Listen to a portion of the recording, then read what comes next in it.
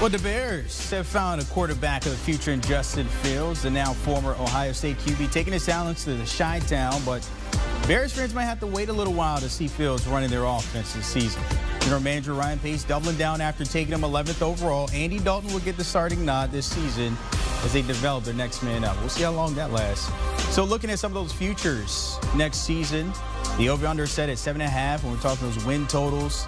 To make the playoffs, coming in at plus 160 yes and minus 190 no. And then also they're getting the third best odds to win the NFC North at plus 325. To win the NFC, 22-1. And then you get a little froggy. You might want to put a few dollars on them 50-1 to win the Super Bowl. You never know. Anything happens now. Time to welcome in my guy, Emory Hunt. And Emory, in the good words of Mace, we don't play around. It's a bet. Lay it down. I think you remember that one.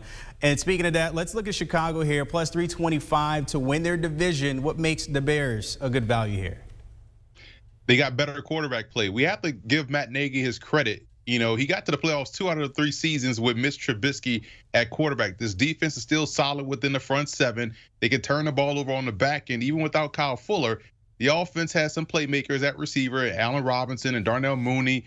And you also look at their getting back to Rick Cohen in the backfield along with David Montgomery with those tight ends that they have as well at Jimmy Graham and company. So you add all of those things together with a better quarterback in Justin Fields in a division that seems a little bit up for grabs now outside of Green Bay, but they can compete with Green Bay if they have better quarterback play.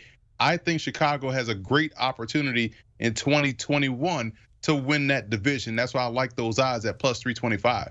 You mentioned, of course, Justin Fields, if he's a starting QB. If it's Andy Dalton, are you still taking that plus 325, or does it sway differently here?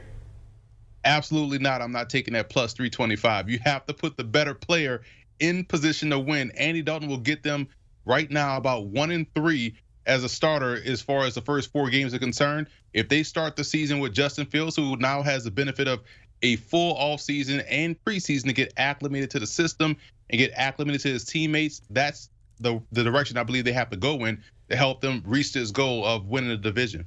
So you mentioned, of course, it starts with the better quarterback. Let's stay in the division here with the Packers. We don't know what's going to happen with Green Bay and Aaron Rodgers, that situation, how that might unfold. Regardless, they're coming in with pretty solid value here to win Super Bowl 56. Why is that?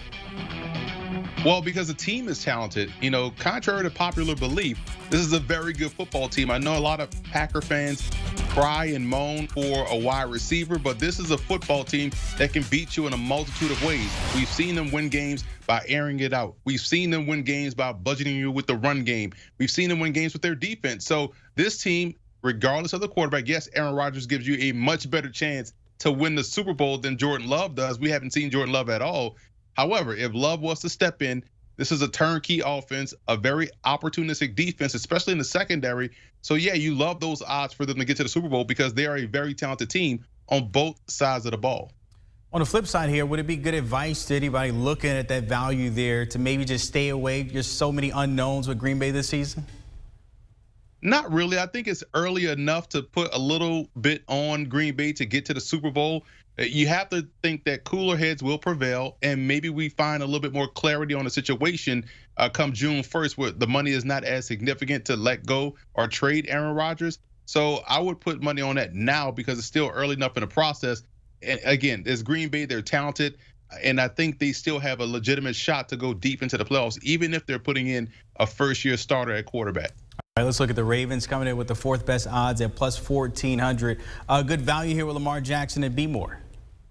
Very good value, especially coming off of a draft where the Ravens just seem to find good football players and continue to stockpile their team on both sides of the line of scrimmage and also at wide receiver. I think the public outcry for this offense to open up a little bit more and start pushing the football vertically down the field is going to yield itself to them being a little bit more dangerous in 2021. They can run the football with their eyes closed. That they can get out of bed and run the football. That's not the question. It's just opening up the offense for them to help out that passing game, to be much more balanced on offense. I think that's going to help them get deeper into the playoffs because they have an MVP in Lamar Jackson. They have good talent on both sides of the ball now, especially at receiver. So I think the passing game we'll see a lot more of for Baltimore, which would then, again, help them go deeper into the playoffs this season.